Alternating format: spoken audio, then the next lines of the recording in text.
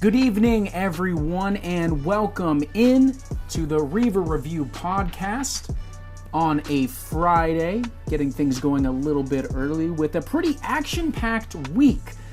Not so much, I guess, on the game side of things, because as I was talking a little bit about last week, super slow. We all now know that, the most dull time of year, but tabloid heavy this week. So if you love rumors and you desperately love, desperate housewives, real housewives, this week might be for you.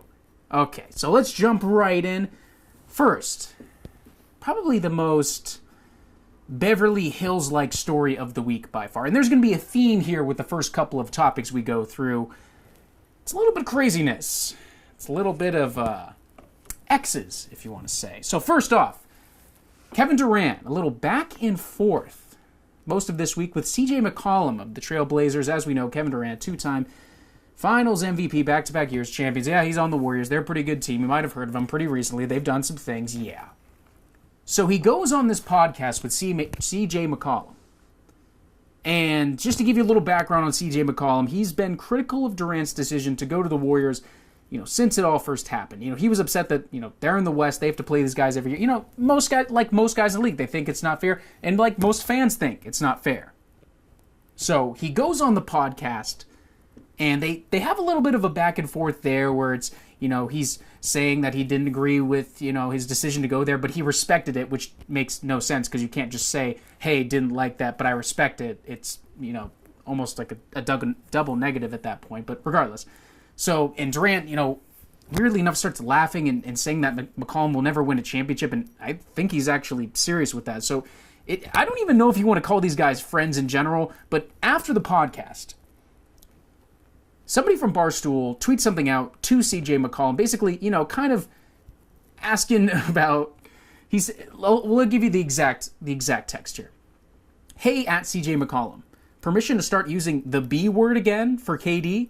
I mean, this is Barstool, provoking all this different stuff, nothing out of the norm for them. What I'm shocked with is that CJ McCollum responded saying, quote, I think the B word is harsh and shouldn't be used. He know that decision was soft, but I respect it. Doesn't count, brother. It's like getting jumped with your brothers by a gang you should have beat, then joining the gang that jumped you and your brothers 2 months later and forgetting about your bros.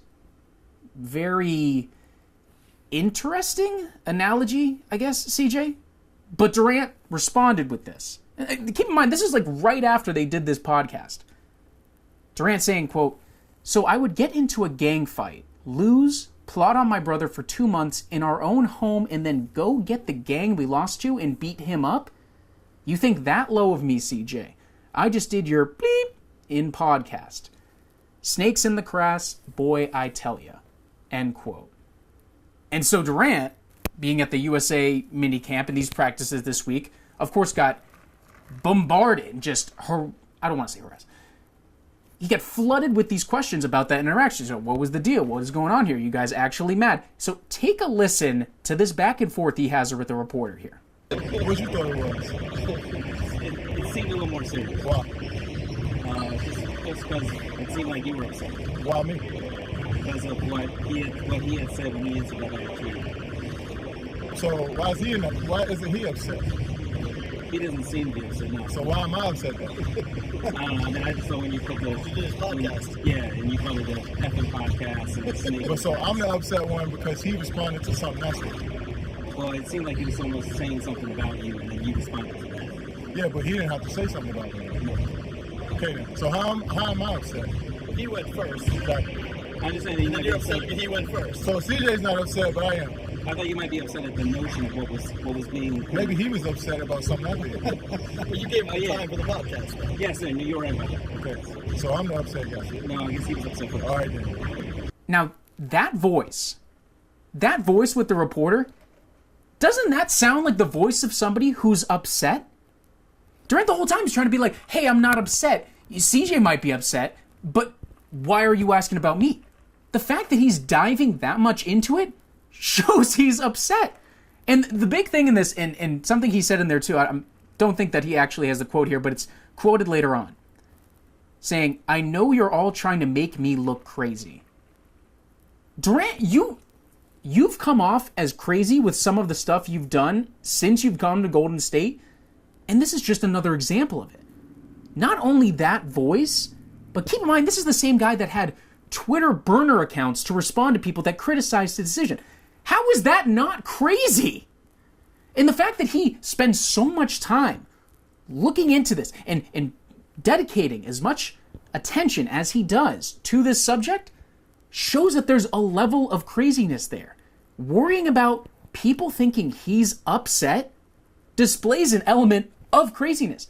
That much paranoia is a little crazy, Kevin. It is a little crazy. You gotta give that. You know what? People that aren't crazy, they don't put as much stock into what people think and how they come off every second of every day. Now, I know you made that huge decision to go to the Golden State and didn't think the repercussions would be this big, even after you saw what LeBron did, before that, and saw how much negative attention happened, but you still did anyway. But for some reason, you're shocked that this is still going on the way it is. Well, the reason that it's mainly still going on the way it is because you keep giving the people ammo to keep the story alive. And this is another chapter.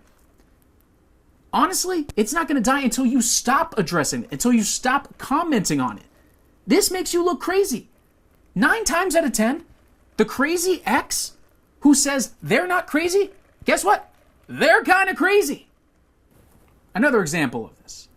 Moving into our next subject. Isaiah Thomas. Oh, how the mighty have fallen. Oh, a year ago, this guy was asking for a max deal. Being a member of the Celtics, averaging nearly 30 points a game, third in MVP voting, was just in a different place than he is now. Obviously, the tragedy with his sister and all of these different things of the injury, the main thing that hindered any sort of contract. So this week, he signs with the Denver Nuggets. But before he signed with the Denver Nuggets, just before, I think the day before, there was a report that he gave a call to Danny Ainge, the Celtics GM, and we know a long history there, and was upset when he got dealt by Danny Ainge to Cleveland and was extremely hurt and all that. He's voiced that a number of times, so we know his emotions on that. So he gives a call this week to Danny Ainge saying that he would love to come back. Basically, apparently it's a 15, 20-minute conversation, and in there he says if the opportunity presents itself, he'd love to come back. Dude, what are you doing? Riddle me this. How many times has somebody been broken up with, the dumpee, ever been like, hey, so I know things didn't really work out back then, but just, hey, in case you're ever feeling, that way again, would be open to it, I'd love to get back together. No. Sir, the reason you're the dumpee is because things didn't work out. You weren't the one in control there. You were the one who got dumped. You don't have the right to go ahead to the other party and say, hey, by the way, let's try this whole thing again. Wasn't that silly back? Let's give this another shot. You're not in the driver's seat anymore. We know this long history now with the hip injury and all this different stuff. But you can't do this, Isaiah. If anything, what do you think Danny was doing after he got on the phone with him? He's like, you want to talk about a crazy ex? Isaiah Thomas. And it's just, you gotta be more rational. Understand where you are and try to keep a little bit of the pride that you have left. You gotta move on with the situation you have. And obviously he has, because he signs with Denver the next day. But boy, he's still a little bit hurt about what went down in that entire situation. So, moving along to the NFL. Finally, some storylines. Training camp opens. Everybody's waiting for it. Just some sort of hint of football is finally back. But with that comes the negatives of having training camp back. And not so much of the negatives, but more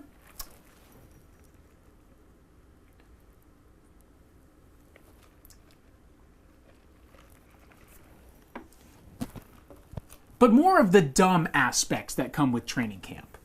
You ever notice that training camp, all these reports that come out and all these stats that come out in training camp when you got all these, 7-on-7s and all these different drills that happen and everybody's throwing you stats left and right. to make you think that players are either have grown or going to have breakout years and everything. Like, it'll be, backup quarterback threw for 15 for 17 today and 2 touchdowns. Everyone's like, oh my God, breakout year, make him the starter. And it's just, it gives these guys these inflated sense. It's like, why are we keeping stats on these training camps?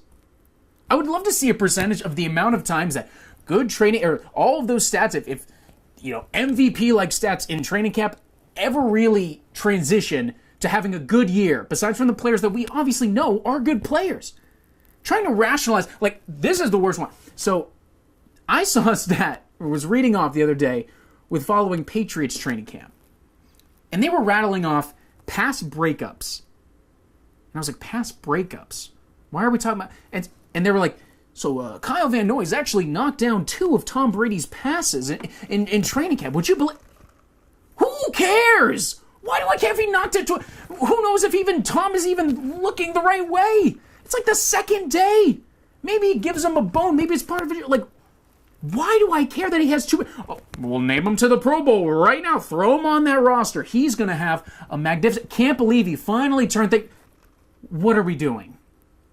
Why are we wasting our time investigating these stats and what they mean, when in reality, let's just wait for the games to start? But hey, small little thing. So don't pay attention to the training camp stats. Or if you do, just know that there are other things you could be doing. So in debatably the most TMZ story, because it was actually reported by TMZ, Jimmy Garoppolo this week, another non-game story, went out on a date with a porn star. Kiara Mia, who's apparently in her 40s, they went out to this dinner, and of course in today's day and age, somebody flips out the phone and takes a video of them and posts it online. Saying, oh, look at what Jimmy's doing. Jimmy's out with this porn star. Oh my gosh. And this week, he's just been getting ripped by everybody under the sun. Everybody's been saying, what is he doing? This is a bad image. Why would you possibly do that? Keep in mind, they're at like a nice restaurant. This isn't like a New York throw-in-the-wall, hole-in-the-wall pizza joint. They're at a nice dinner. Takes her out. And they're just talking. It's not like he's in the porn video. It's not like he's in these videos. It's not like he's in something that's a negative connotation. It's just purely who he's with. And so Jimmy even addresses it, calling it a learning lesson. Saying, quote, just that life is different now. My life off the field. I've never been very big on being really public with things, even social media. I'm not out there a ton, but my life is looked at differently. I'm under a microscope, end quote. Which is true, he is under a microscope, but why are we using the microscope for things like this? Who freaking cares? What is he actually doing wrong in this scenario? Yeah, maybe she has a title that's frowned upon to some people, but people are going to date who they want. Is she committing a crime or something?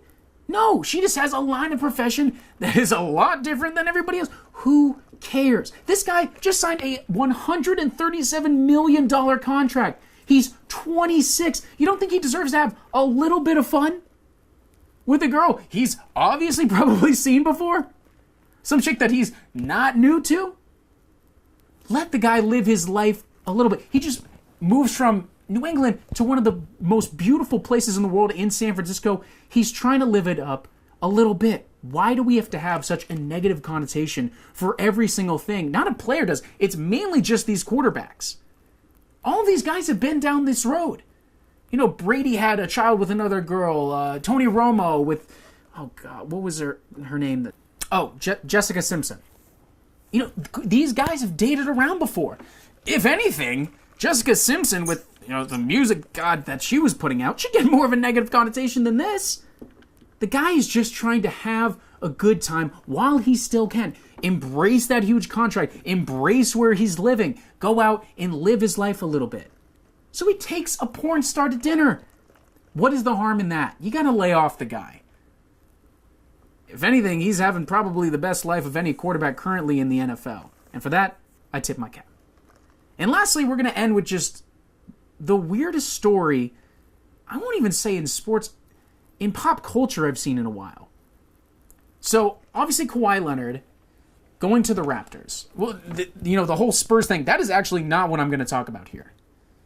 So, he goes to the Raptors. We know that he's, there's not a lot of pleasure in going to the Toronto Raptors, one of the places that he did not want to go, basically getting excommunicated to another country, but, was introduced this past week to the Raptors. And so they post a picture, the Toronto Raptors did, of Kawhi with the GM and basically in his new digs.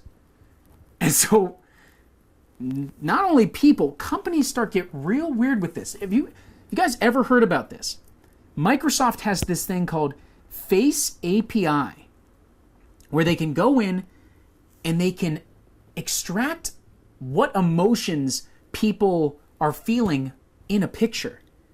They can analyze someone's face and say, oh, they're pissed. They may be smiling, but they're actually pissed.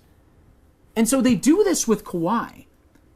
And I'm like, why can't we actually just ask the guy how he's doing? Why can't we read between the lines? Why isn't there body language? Why do we have to use an actual app to decide how someone's feeling? Like, my God, just ask the dude in a question or something. Kawhi, hey, Kawhi, you love being here? We know that you weren't exactly thrilled to be. How has it been like to be here in the first couple of days? Huh? I know, given Kawhi's not exactly, won't talk your ear off, but there's going to be more of something there than looking into some app to be like, what is he actually thinking here, huh? What are you really feeling? Kawhi? Tell me about your feeling. This isn't therapy. It's like the creepiest thing you could possibly imagine. Just analyzing somebody's face. Just ask the dude. So, by far one of the weirder things I've seen in a while. As we've said, a slow time of year for sure. Once these games get going, there will definitely be a lot more to talk about. But in the meantime, tabloids galore. All right, everybody, that wraps it up for me this week. Tune in next week. Everybody have a great rest of your day and a fantastic weekend. I'll talk to you soon.